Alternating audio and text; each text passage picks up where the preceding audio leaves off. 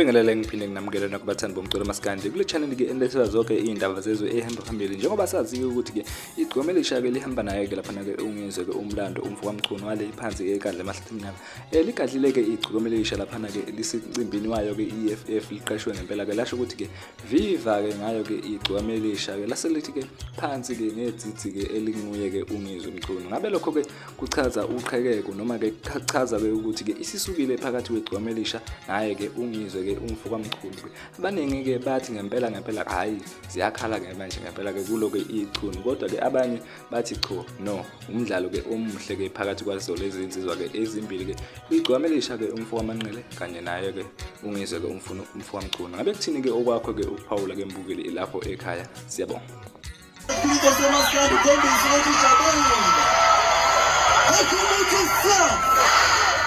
Phambili Mr. Julius Malema phambili ke phambili Phathe Dilungizwe mkhulu phathe Phathe Dilungizwe mkhulu phathe phambili Mr. Paris phambili Yesala shaykhulito semaskandi khombisa ukuthi ujabule Akumukisa phambili Mr. Julius Malema phambili ke phambili Phathe Dilungizwe mkhulu phathe